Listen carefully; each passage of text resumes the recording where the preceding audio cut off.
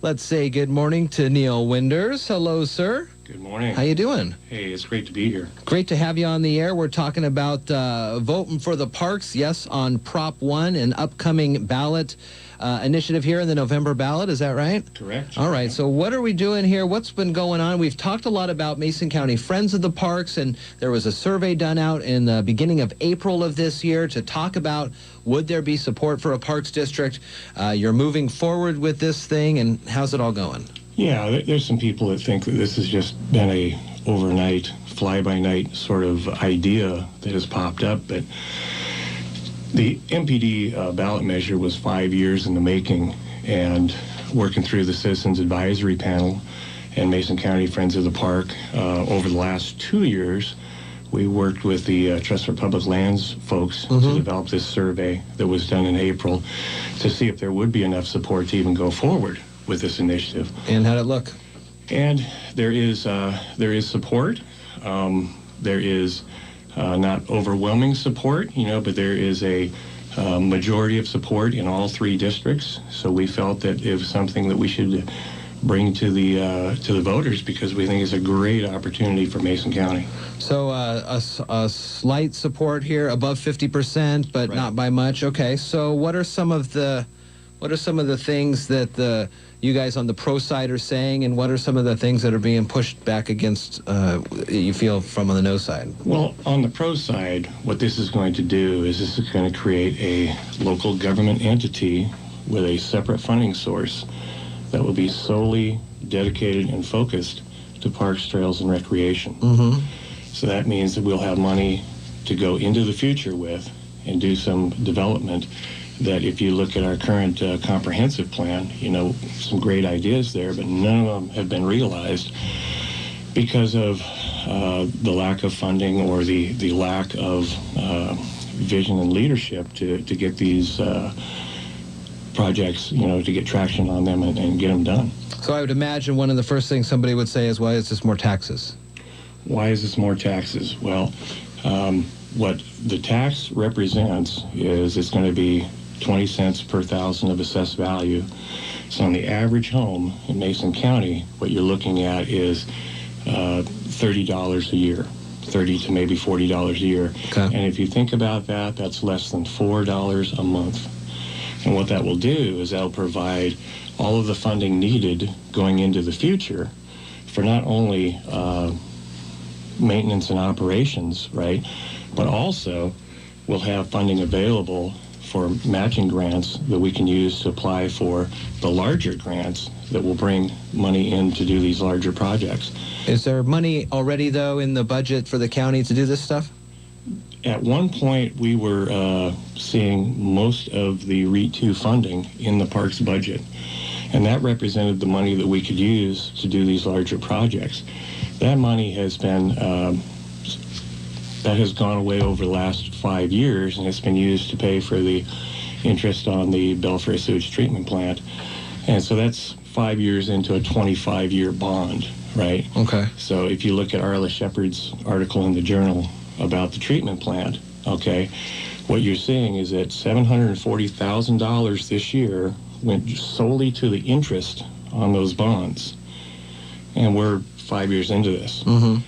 Those payments will increase as the years go on, and Commissioner Jeffries was quoted in the article as saying that they'll have to continue to use REIT funding to pay those bills. So this would be a separate standalone fund just for parks. Now, is it going to be the only incorporated city is Shelton in Mason County? Is it going to lean more towards stuff in Shelton area, or is the whole county going to benefit from this? And we're being very specific about that. There's the whole north end versus the south end debate. Yeah.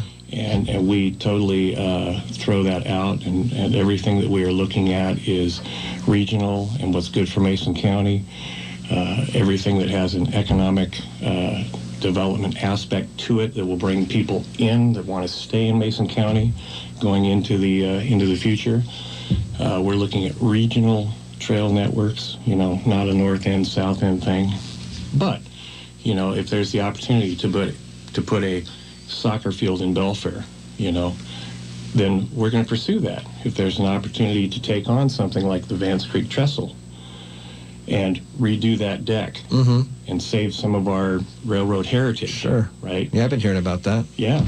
That would be a wonderful thing to do. Okay. And right now, the county doesn't want to take that on. So there are 3 areas of the county that this is going to go out to, but there are, I'm looking on, voteforparks.org, and this would be, though, 5 at-large commissioners. How would that work? Is there a salary for these folks? Or Sure. Now, the commissioner positions are at-large positions, and some people are saying, well, you're just not going to get proper representation. But if you look at the 12 candidates, it represents an equal balance between North and South. Okay. Now, if you look at the 18 other metropolitan parks districts in the state of Washington, the majority of those use at-large positions. So we didn't feel that that would be an issue, right? Secondly, as these 5 commissioners are elected and begin leading the Metropolitan Parks District, then they are not salaried. Okay. They receive a $90 stipend for their meetings, and it can't go beyond $8,000 a year.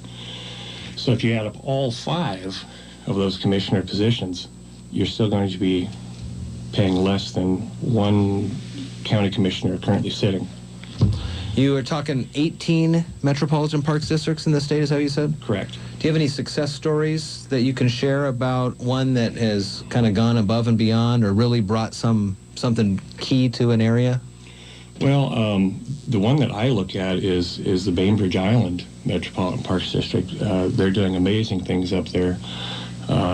Through their levy, they've been able to not only build up their park structures, but also they have a wonderful recreation center that they built, which included a indoor swimming pool, and very well run organization, and in my mind, a model of success and a model of a great way to follow. Where can people find out more about this and donate their time or resources if they feel this is a great thing to do, voting yes on Mason County Parks? Well, the website is voteforparks.org. Okay. On that, we've got links to all the state RCWs that govern standing up a Metropolitan Parks District. We also have Arla Shepard's article in there and other great links. So that is a great resource. And there's also a donation button there if people want to donate. Voteforparks.org, and we're talking with Neal Winders today about this. We'll continue to monitor this and look at this as we're getting closer and closer. It'll be on this November ballot. Correct. For people all throughout Mason County. Yeah, the election ballots go out. We're a vote by mail county, and I understand that the ballots will be mailed out October 18th. Well, that's less than a month. Less than a month. Oh, my gosh. Neal, thanks for coming in today talking about this. Voteforparks.org is where you can find out more information. And, yeah, thanks for coming in. Enjoy it. Thank you very much.